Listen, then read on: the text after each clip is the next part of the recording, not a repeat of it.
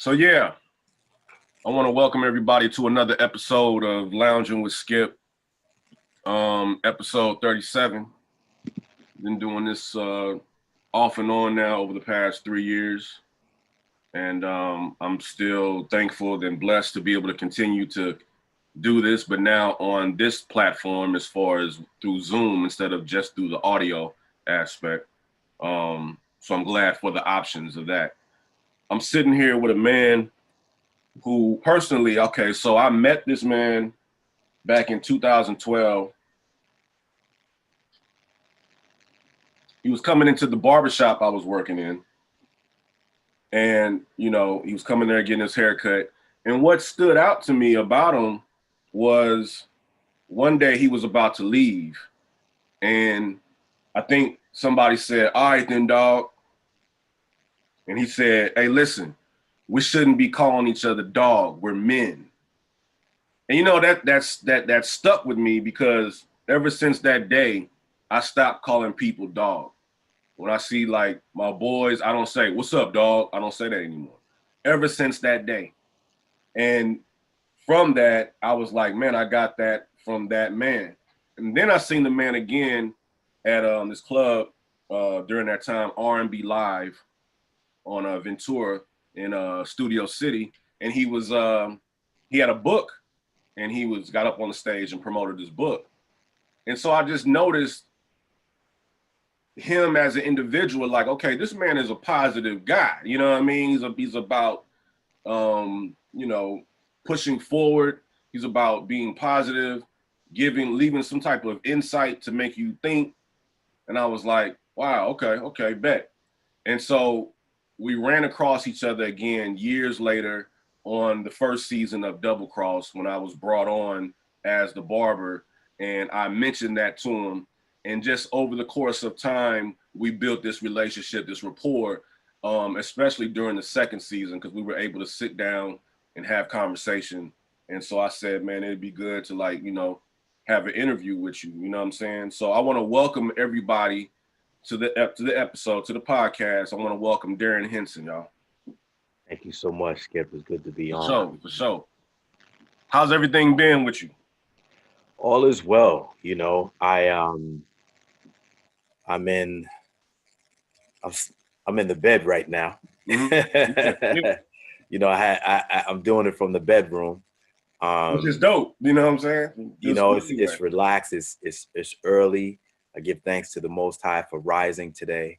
I give thanks for you and this platform and to just have a nice conversation and to discover something new about ourselves that we might share as a gift. And we are men, not dogs. Dogs have their place in this world, and our place is not their place, and their place is not our place. So why do we want to be anything other than who we are?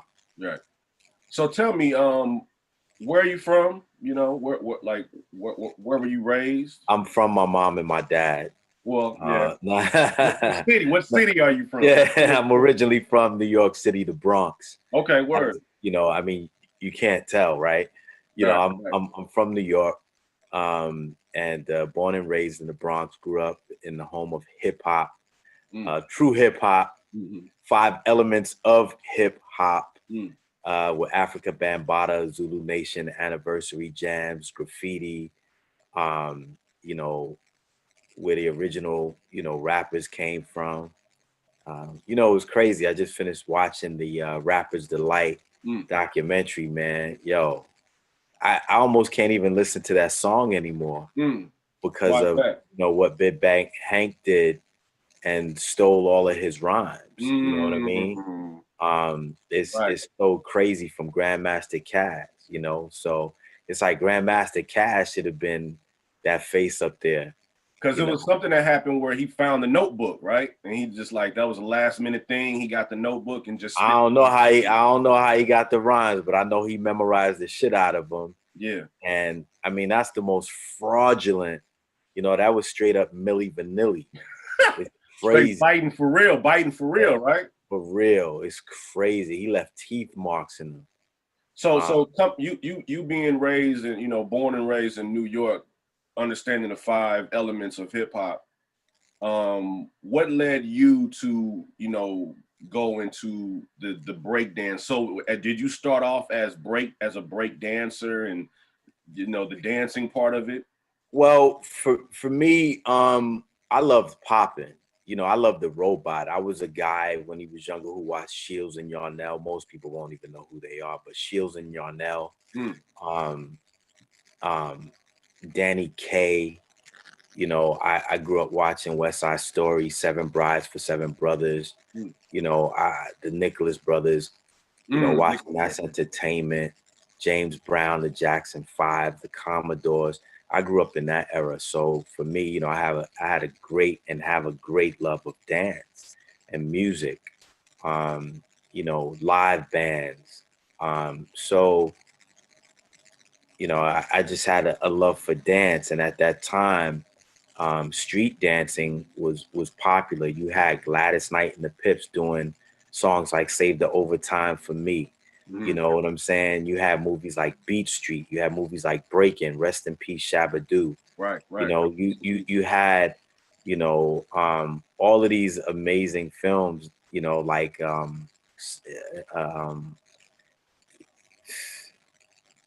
you know, like style wars that came out. Yeah. You know, all the original street dance films. So yeah, I started off as a street dancer.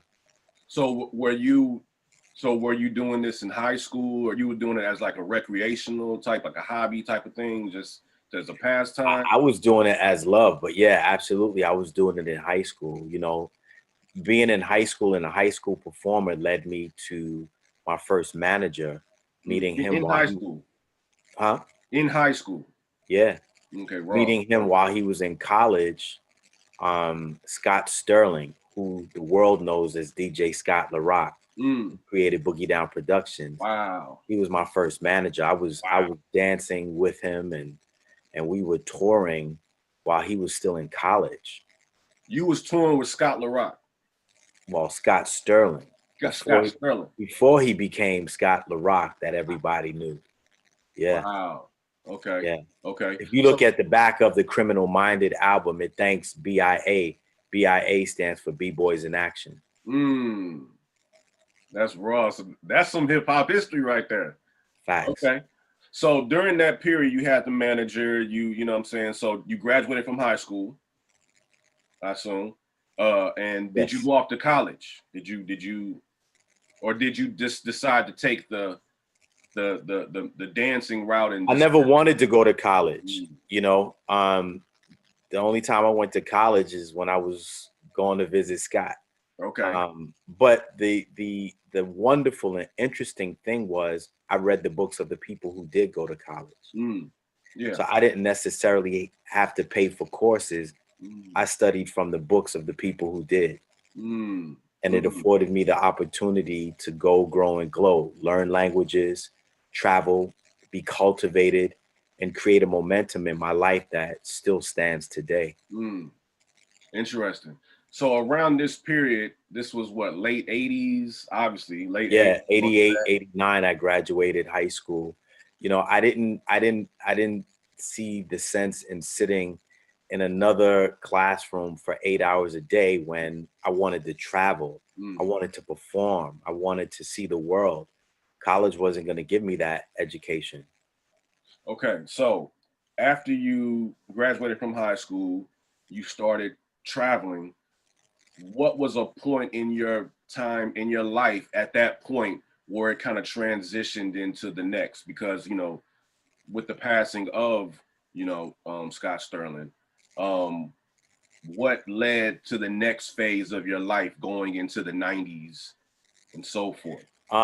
Well, I'll give you the true honest story. I went to Japan for a year in 1989, learned Japanese, worked there, studied there for a year abroad.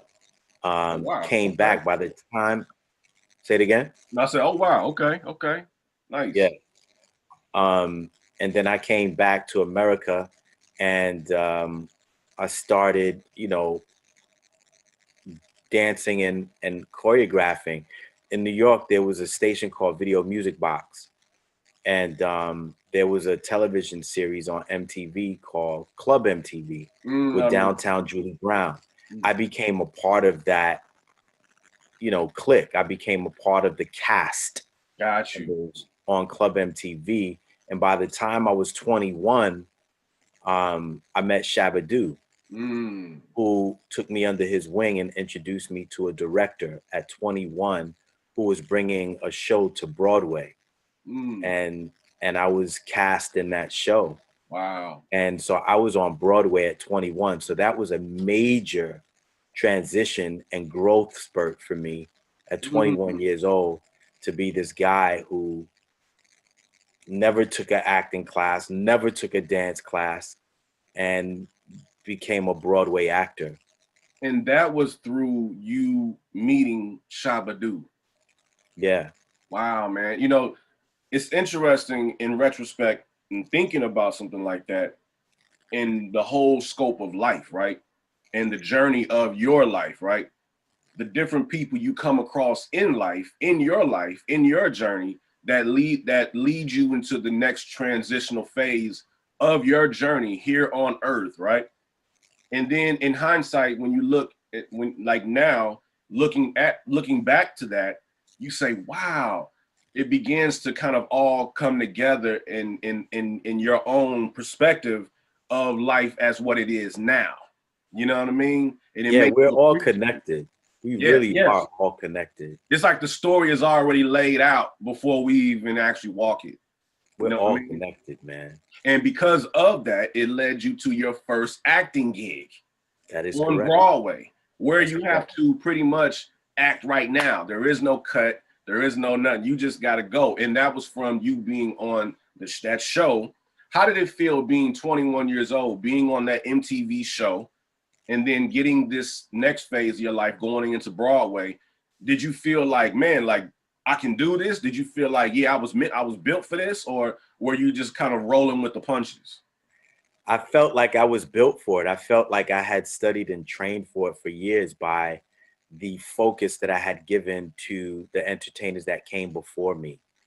You know, I wasn't surprised. I was thankful. I was happy. I was excited. I was in gratitude before we started having all these conversations about gratitude and awareness. I was aware and I had gratitude. I was thankful that I was given the opportunity. I was thankful that somebody saw me as worthy. Now, during this period, you were kind of on your own onto your next step.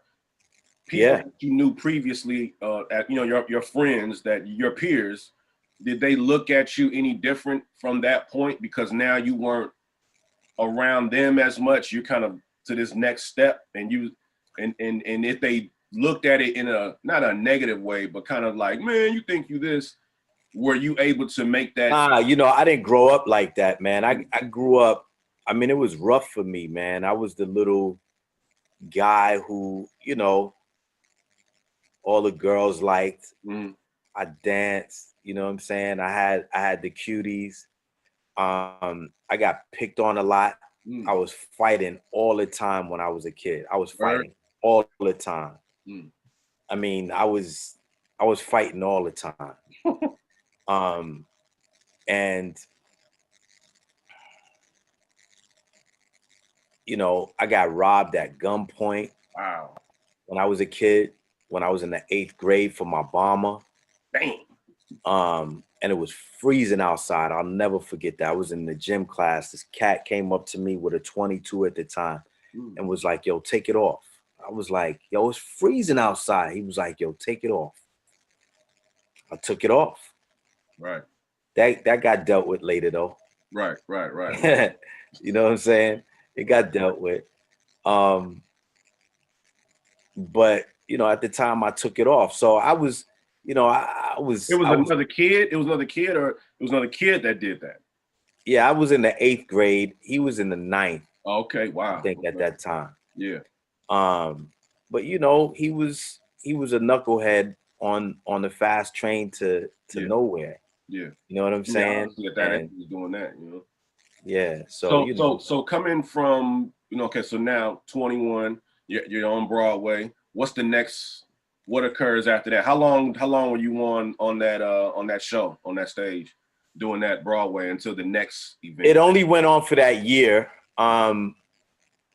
It won the LA Drama Critics Award. It was in the Mark Taper Forum. It was in the Marines Memorial in San Francisco. It was Hartford Stage in Connecticut, and then Broadway. And it really, you know, if anybody wants to look this up, it's called Stand Up Tragedy. And you know, you can look it up. It's a powerful show, man. And I think it was before its time, to be honest. Okay. But you know, now people would sink their teeth into it. So it was a genius show directed by Ron Link and written by Bill Kane. But you know, anybody could look it up. It's called Stand Up Tragedy. Okay. So yeah, that was my beginning in acting. But as you know, I wanted to be a dancer and a choreographer. Right. And so, you know, I took off the acting shoes after the show closed and really didn't think about acting again until 2000, which is when Soul Food came along. So from that early 90s point up until into the 2000s, you were on this trucking journey now, dancing, figuring out a way to get into the, you know, and to get into the industry as far as dance and choreography. Yeah, I choreographed at that time. I was blessed enough to be introduced to new groups that was coming out, and I choreographed SWV's first song, which was called Right Here. Right Here, okay. Yeah, then I choreographed So Into You for them. And then I choreographed Color Me Bad, Sex You Up. Wow. Then I choreographed High Five, She's Playing Hard to Get. Wow. Lisa Lisa, Let the Beat Hit 'Em. CNC Music Factory, Things That Make You Go Home, New Kids on the Block, No More Games. Okay. So, yeah, just, you know. So, okay. So during that period, when you're doing this, you're feeling like, man, I'm on fire. Like, I'm like, it's popping now. Like, so at this point, you're fully engulfed in this lane of what it is you're doing. You're on you're going there now. Nah, I don't think I'm on fire. I was scared every time I got a job. Wow. Because I was like, I got to come up with these dance steps and I got to create this choreography. It was nerve-wracking that whole time. Like, I didn't feel like, yeah, I'm the man. I was like, oh shit, what am I going to do? You know, what steps? So I practice and practice and practice. I would be up at, I think I made, when I choreographed, this is later on, but when I choreographed Jennifer Lopez, I think I did that. Love Don't Cost a Thing was probably like 3 o'clock in the morning. Like, so you're practicing these steps yourself before you approach the actual artist. No. Before I taught it to the dancers. Right. Okay. Yeah. We taught to the dancers. So I would have to put all the dance steps together. And, you know, I wasn't, a lot of the times people now, they got 2 and 3 assistants and all of that. There was no assistants back then. Like, yo, you there? I had to come up with the dance steps. There was no assistance. Hello? Yeah, can you hear me? Okay, it's good now. It seems like it. Skip. Can you hear me? Can you hear me? Can you hear me? Hello. I can hear you perfectly. Can you hear me? Yeah, I can hear you. I can hear you. You were freezing on my end. Was I freezing on your end? Yeah, you was freezing on mine too. Yeah, sorry about that. No. You know, hey, even during the time of technology, there are disruptions still. You know what I mean? Sure. It's all just technology. So okay, leading up into the late 90s, you were choreographing and, you know, doing your thing. What led you back into the acting, and why did you go back into that? Well, in 1995, you know, I mean, I did songs for George Michael. I did Vesta. I did Donna Summers. Wow. I did Vanessa Williams, and in 1995 I got to work with Michael Jackson for a year on the History album. 1996 I worked with Prince and traveled with Prince. And so by 1999 I was doing Jordan Knight and Britney Spears, you know? And so for me, it was like I had done everything I wanted to do. I worked with everybody I wanted to work with. Wow. You know? Wow. I remember they were like, "You haven't worked with Madonna?" I was like, "Well, I turned her down." They were like, "What?" I was like, "Yeah, I turned her down." She was doing the girly show. And she asked me if I was open-minded. I said, "That depends." She says, "You're not open-minded." I was like, "All right," and left. You know, I turned. So at that point in your life, you were like the equivalent of like one of the top music producers in the world, man.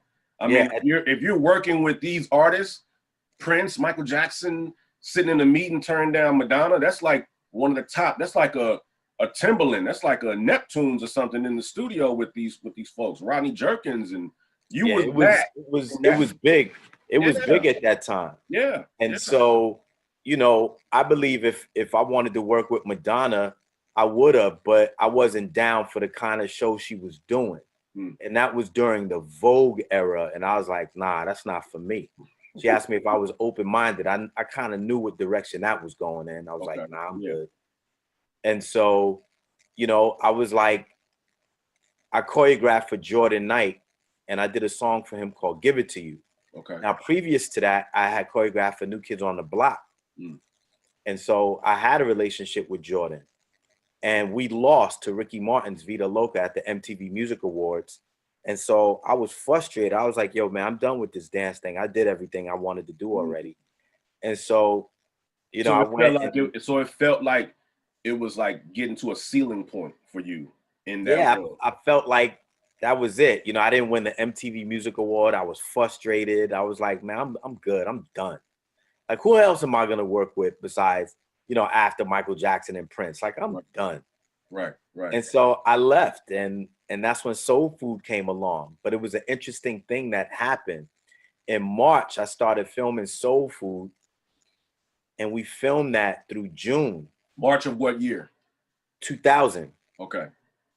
And so 20 years ago. No, 21 years ago. Okay. 21 years ago. Wow. And so that June, I got a call from Johnny Wright. He was like, yo, I need you for the group again. Because, you know, I had choreographed for NSYNC when they came from Germany. He was like, you know, well, we are off, you know, the record, you know, label. We broke up with Lou Pearlman, and this is their exiting song. It's called Bye Bye Bye. And I was like, nah, man. I was like, I'm acting now. He was like, nah, I need you to do this for me, Darrin. You know, I did their first Disney special that blew them up. Wow. He's like, I need you to do this for me. So I was like, all right, fuck it. And I went and choreographed Bye Bye Bye. And the outcome to that was? My MTV Music Award. Come on, man. Come on, man. And the biggest song NSYNC will ever have. And so to me, there's a couple of lessons in that. Path of least resistance. What is it? Path of least resistance. So I wasn't trying to win the MTV Music Award anymore. I was just trying to create the best dance video I could create. And in terms of that, fused with the music at that time. That's so interesting because you weren't even thinking about the award anymore. You now were going into the acting aspect of it. You get this call to just come do this, man. You're like, nah, man, you know. And then boom, you said, okay. You didn't resist. I mean, at first you were, but then you were like, all right, you know what I'm saying, let's do it. And then you do it, not thinking about the outcome, just doing it because of the relationship you have with the other guy that asked you to come and do it. And then you win an award from that. Once again, I wanted in the first place. One again, speaking about what I was saying before, the journey and the people you meet along the journey. The path is already laid. It's about how you roll with the path. Are you going to throw in the towel? And even if you do throw in the towel, there's certain spiritual guides of higher beings that basically instill in others that say, listen, come on. Now it's up to you to listen to that and take that word or ignore it. Facts. If you're awakened, you're able to listen to that and say, okay, I'll do it. And then you do something like that, and then that happens without you even trying. That's such a dope thing about life, man. You know what I'm saying? As far as a journey, when you speak this, you know. So you do NSYNC, you win the award. Did that lead to the Britney?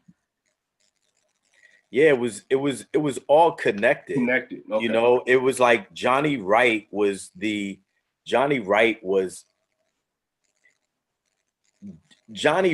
managed NSYNC and Britney Spears.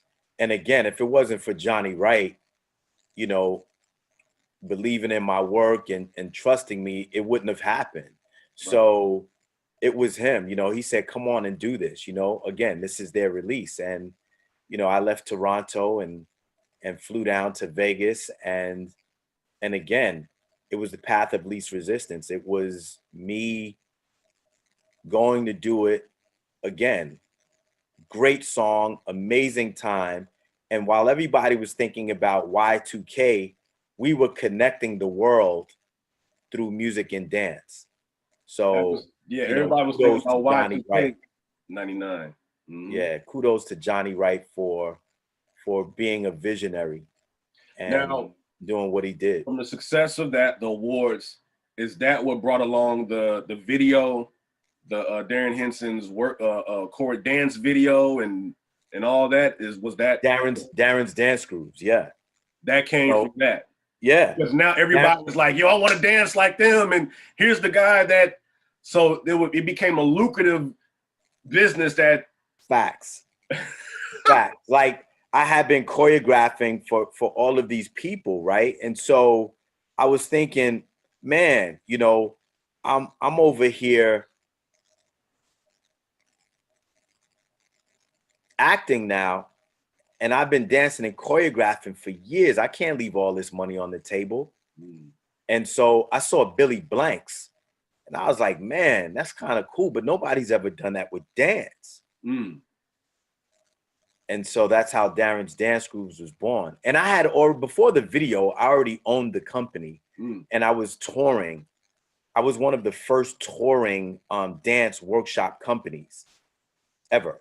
I think Tremaine's might have been the only one, one of the only ones before me, but I was one of the first touring.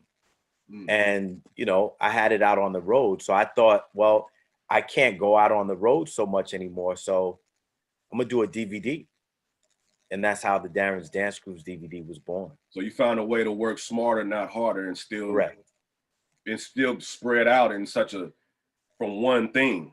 It just distributes all the way out. So leading into your acting, you did Soul Food, the success of that. How many seasons did that do? Wow. The first season we did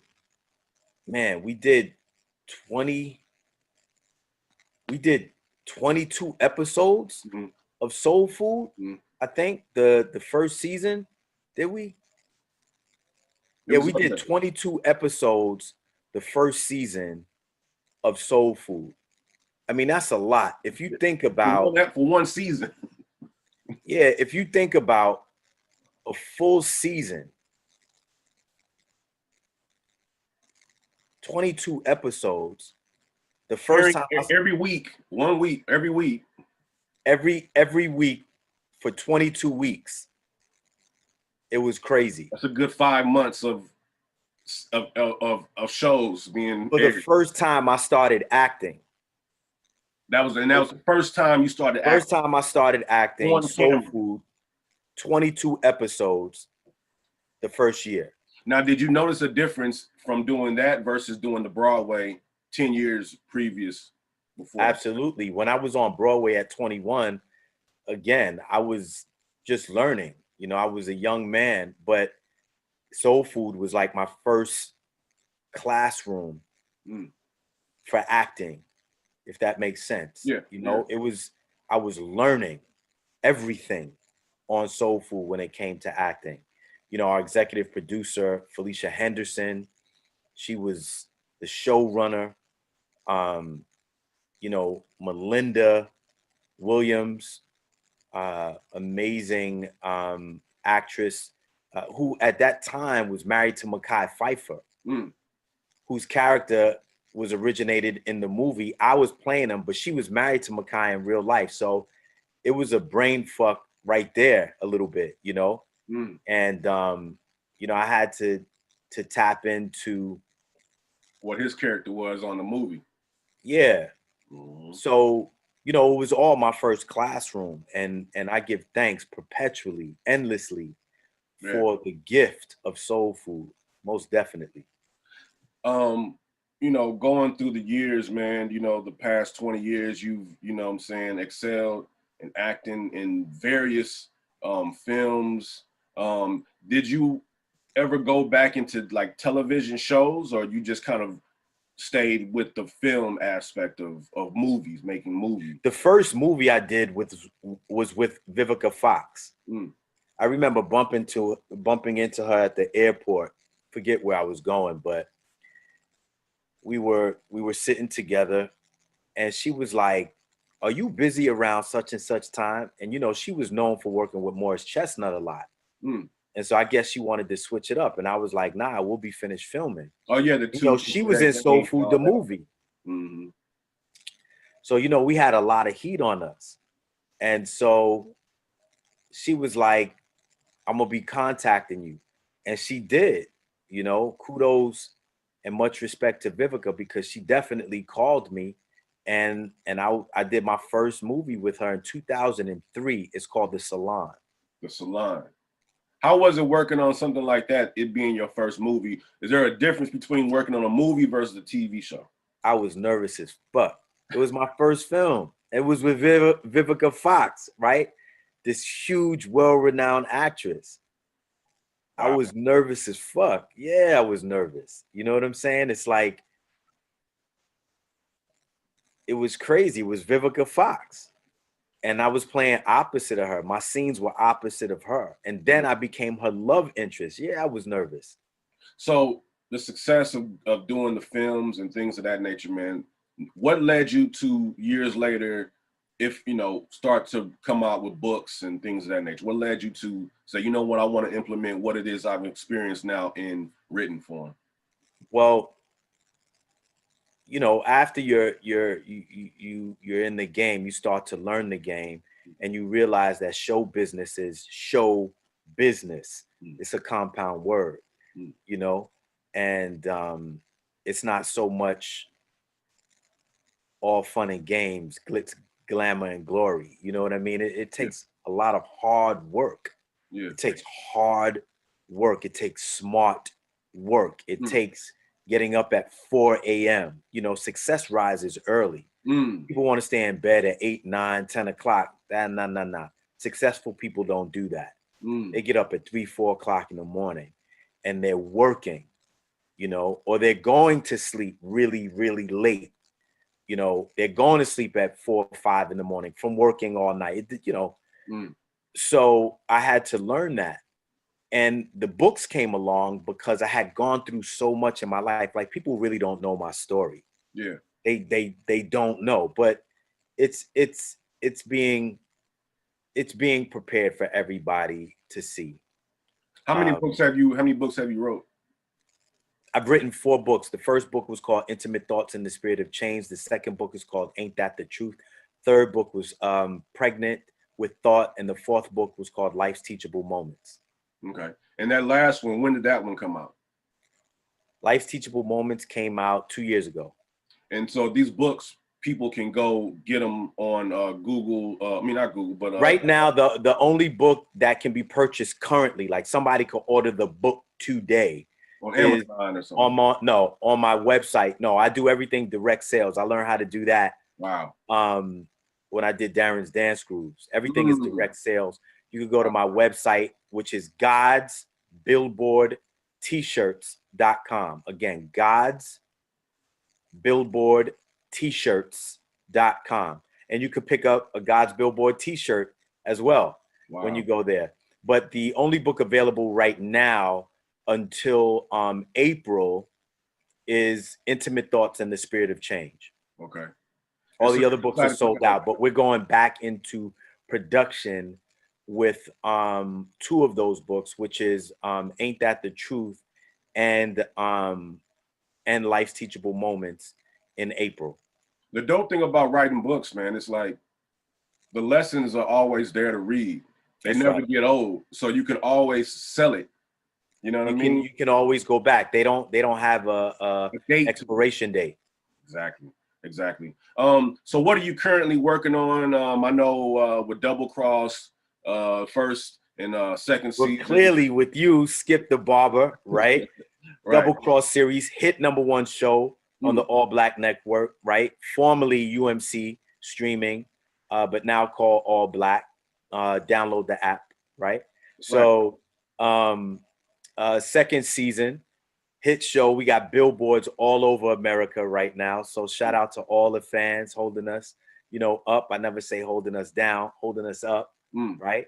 So the world. Oh yeah, I want to let everybody know this man right here, first season of Double Cross. I said we were talking. I said good morning. He said it's Grand Rising. Grand Rising. And you know what's so crazy is that every time I hear the word the good morning, I think of when you said Grand Rising. Yeah, we rise out of bed. The sun rises. We don't mourn out of bed. Morning, yeah, explain that. The sun doesn't mourn up. The sun rises up. We don't mourn out of bed. We rise out of bed. Well, some people do because they complain about getting out of bed instead of giving thanks that they can walk and that they're aware and awake. So, words have power. I learned, a long time ago that words have power. My grandmother, taught me that life and death is in the tongue.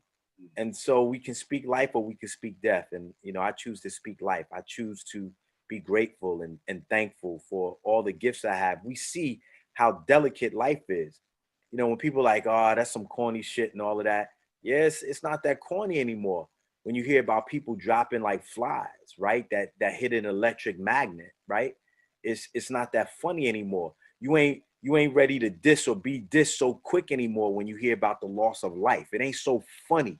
You ain't really worrying about people the way you was worrying about them or dissing them or calling people corny or not paying attention to certain things. Your awareness has to be acute now, right? You can, hang around somebody that's asymptomatic and that could cost you your life. So shit ain't so funny anymore. Yeah. You see what I'm saying? Yeah. So I just, I say what I say. I am who I am. And I give thanks to the Most High every day. With the family business, explain that show as well. Because now that's in the 3rd season. Yeah, the family business #1 show on BET. #1, that's right. I said it. #1 show on BET Plus. And Carl Weber's The Family Business. Shout out, happy birthday today to Carl Weber. Okay. And we're filming the 3rd season right now. And I'm just thankful, man. Playing Orlando Duncan is a blessing, is a challenge. And there's so many fruits on the vine. We truly are a family, on that show. And as you know, on the Double Cross, I got a lot of families. Yeah. And with the family business, man, it's a strong, tight family, and we show up and show out. We go to work and we love on each other, and we all are going through things. Everybody has experienced some form of hardships and possible, and deaths in their families, and so we just fuse together, man, and support each other. That's the So dope thing about working on having, working different shows or movies or whatever. In that moment that you're filming, those people you become close to those people that you're around every day for the next X amount of weeks, months, you know what I mean? And no then once doubt. it's over, you move on to your next project. But when you see Yeah. them, it's like, oh, what's But good? you remain you maintain the developed relationships. Like I'm still close with the cast members of Soul Food. So, we help each other. We talk about things like right now, Bitcoin is over. It's at an all-time high today, over 40,000. Not that long ago, Anthony Mackie, we on text and stuff together. He was trying to come at me because, it dropped. And I was always teaching people about Bitcoin. I've been doing it for years. And he was like, yeah, look now. And I just got silent and I laughed because I was like, I know what he doesn't know. Now, am I going to get back on the text today and laugh at him? No, because I know what I know. You know what I'm saying? Real power moves in silence. So I don't have to go over there and be like, what up, Mackie? What up now? It's over 40,000. Like, that's not my job. My partners and I, we teach people how to access, purchase Bitcoin, why they should purchase it, what the other altcoins do, what the privatized, what decentralization is, the contract. So we teach people in a Bitcoin course. We teach them how to sign up. We teach them about what hard wallets are. So you have a course. Huh? You have a course on this. Oh, yeah. We've been doing it for over a month again, but we've been teaching this now since 2017. So how can people become a part of that? Is there information? All they have to do is DM me. It's a $99 buy-in for the course. And by the end of the course, you will know everything that you need to know about Bitcoin, altcoins, about virtual wallets, hard wallets, about password. I mean, just everything about the crypto space. It's a dope course. I mean, I've had people on today before I came on with you in my DMs thanking me. They're like, I'm making so much money. Omar Dorsey, everybody knows him from being on Queen Sugar. He called me last month. He was like, dude, I'm making like $3,000 a day, because I signed up when you told me to. And so people who listen have the benefit of listening. Time waits for no man. If you procrastinate, you're going to miss out on a whole lot. So people, all they have to do is DM me, send me their email, right? Just hit me on Instagram, send me your email. We'll send you the information. It's a $99 sign up for the course and you're in. Again, if people would have done it a month ago, they would have already made $10,000 on their investment. Wow. And if they would have listened to me 2 months ago, 3 months ago, they could have got, now it's at 40, was at 13,000. Well, I mean, you never know, man. Video travels. And, this particular episode, I promote my episodes months, and I still promote episodes from 3 years ago, even now. So this will never die. This episode will never, leave. So those people that are listening right now, contact this man. I want to end this off with what are some last words to speak on to upcoming choreographers of today and upcoming actors that want to pursue that this field of work and to for the person who's watching this or listening to this in a small town in Idaho, like live your life like it matters, because it does. One of my shirts on the God's Billboard t-shirts website says, I'm already validated by the Most High. I don't need your approval. Stop looking for validation from everybody before you take action. But you must take action. On my vision board, it says, I don't know where I'll be in 6 months, but I'll be smarter. I'll be stronger. I'll be more aware. I'll be better. And I'll be richer. Right. Period. Challenge yourself. Make yourself grow. Create a vision. Miles Monroe said, you can't see but so far, but a vision can pull you beyond your wildest imagination. I right? like that. Yeah. Tony Robbins says, if you want small things to happen in your life, take small action. If you want massive change in your life, take massive action. So basically, speak once again. The tongue speaks and says a lot. You have either life or death. Either life or death. Power. How can people go ahead. Power or relinquishing your power. Through the tongue. Yes. How can people reach out to you if they want to contact you for the information, your Instagram, email? Instagram me at I am Darrin D. Henson on Instagram. That's RRIND Henson. It's with the blue check. Be careful because there's a lot of copycats. Or come to my website, www.godsbillboardtshirts.com. Good. Hey, Darrin, man, I appreciate you, man. I know you got to rush. I thank you for lounging with me, man, and getting on this podcast episode with me, man, episode 37. I wish you much success, man, and I hope to see you in season 3 of Double Cross, man. I love you to life, my brother. Thank you. God bless you. Yes, sir.